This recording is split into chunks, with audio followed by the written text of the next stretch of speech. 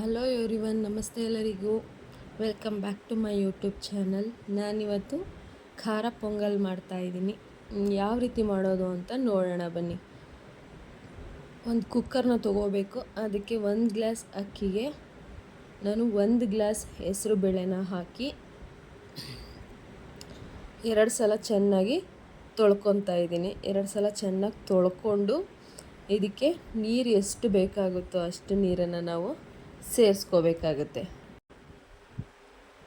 ಈ ಎರಡು ಗ್ಲಾಸ್ ಅಂದರೆ 1 ಗ್ಲಾಸ್ ಹೆಸರುಬೇಳೆ 1 ಗ್ಲಾಸ್ ಅಕ್ಕಿಗೆ ನಾನು 4 ಗ್ಲಾಸ್ ನೀರನ್ನು ಹಾಕ್ಕೊಂಡು ಇಟ್ಕೊತಾ ಇದ್ದೀನಿ. ಇದು 1 ವಿಷಲ್ ಬಂದರೆ ಸಾಕು, ಚೆನ್ನಾಗಿ ಬೆಂದಿರುತ್ತೆ. ಈಗ ಒಗ್ಗರಣೆಗೆ ಏನೇನು ಬೇಕು ಅಂತ ನೋಡೋಣ. 1 ಟೇಬಲ್ ಸ್ಪೂನ್ ಆಗೋಷ್ಟು ಕಾಳು ಮೆಣಸು, 1 ಟೇಬಲ್ ಸ್ಪೂನ್ ಆಗೋಷ್ಟು ಜೀರಿಗೆನ ತೊಗೊಂಡಿದ್ದೀನಿ. ಇದೆರಡೂ ಕೋರ್ಸಾಗಿ ಕ್ರಷ್ ಮಾಡಬೇಕು, ತುಂಬ ಸಣ್ಣಕ್ಕೇನು ಬೇಡ, ಹಾಗೆ ತರ್ತರಿಯಾಗಿ ಕ್ರಷ್ ಮಾಡ್ಕೋಬೇಕು. ಅದಾದಮೇಲೆ ಒಗ್ಗರಣೆಗೆ ಶುಂಠಿ, ಅರ್ಧ ಇಂಚು ಶುಂಠಿ ತೊಗೊಂಡಿದ್ದೀನಿ, ಕೊತ್ತಂಬರಿ, ಕರಿಬೇವು, ಹಸಿರು ಮೆಣಸಿನ್ಕಾಯಿ, ಆಮೇಲೆ ಕ್ರಷ್ ಮಾಡಿ ಇಟ್ಕೊಂಡಂಥ ಜೀರಿಗೆ, ಮೆಣಸು. ಇವಾಗ ಒಂದು ಪಾತ್ರೆಗೆ ನಾನು 4 ರಿಂದ 5 ಟೇಬಲ್ ಸ್ಪೂನ್ ಎಣ್ಣೆನ ಹಾಕ್ಕೊಂಡು 1/4 ಟೇಬಲ್ ಸ್ಪೂನ್ ಆಗೋಷ್ಟು ಸಾಸಿವೆನ ಹಾಕ್ತಾಯಿದ್ದೀನಿ. ಅದ್ರ ಜೊತೆ ಕರಿಬೇವು ಹಾಕೋತಾ ಇದ್ದೀನಿ. ಇದನ್ನು ಚೆನ್ನಾಗಿ ಫ್ರೈ ಮಾಡಾದಮೇಲೆ ಇದಕ್ಕೆ ನಾನು ಶುಂಠಿನ ಸೇರಿಸ್ಕೋತಾ ಇದ್ದೀನಿ. ಹಸಿ ಶುಂಠಿನ ಹಾಕ್ಕೋಬೇಕು, ಫ್ಲೇವರ್ ಚೆನ್ನಾಗಿರುತ್ತೆ ಈ ಖಾರ ಪೊಂಗಲ್ಗೆ.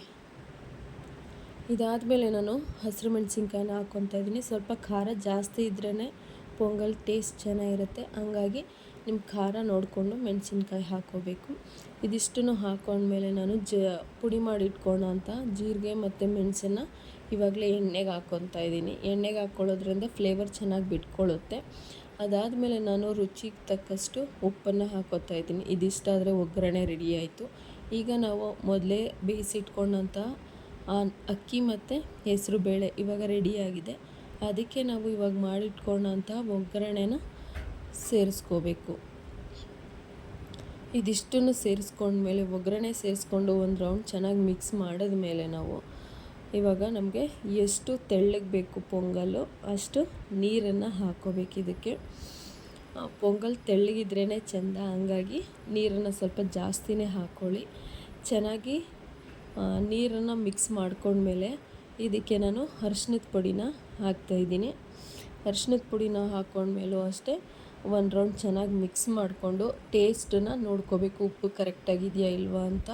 ಅದನ್ನು ನೋಡಿಕೊಂಡು ಉಪ್ಪನ್ನು ಸೇರಿಸ್ಕೊಂಡು ಅದಾದಮೇಲೆ ನಾನು ಕಟ್ ಮಾಡಿ ಇಟ್ಕೊಂಡಂಥ ಕೊತ್ತಂಬರಿ ಸೊಪ್ಪನ್ನ ಹಾಕ್ತಾಯಿದ್ದೀನಿ. ಇದಿಷ್ಟು ಹಾಕಿದ್ರೆ ನಮ್ಮ ಪೊಂಗಲ್ ರೆಡಿಯಾಗುತ್ತೆ. ಲೋ ಫ್ಲೇಮಲ್ಲೇ 1-2 ನಿಮಿಷ ಬೇಯಿಸ್ಕೋಬೇಕಷ್ಟೆ. ಅದಷ್ಟು ಬೇಯಿಸ್ಕೊಂಡ್ರೆ ಖಾರ ಪೊಂಗಲ್ ರೆಡಿಯಾಗುತ್ತೆ. ಇದಿಷ್ಟೇ, ವೆರಿ ಈಸಿ, ಕಡಿಮೆ ಇಂಗ್ರೀಡಿಯೆಂಟ್ಸು. ಇದಿಷ್ಟನ್ನು ಹಾಕ್ಕೊಂಡು ಮಾಡಿಕೊಂಡ್ರೆ ಖಾರ ಪೊಂಗಲು ರೆಡಿಯಾಗುತ್ತೆ. Thank you for watching. Bye.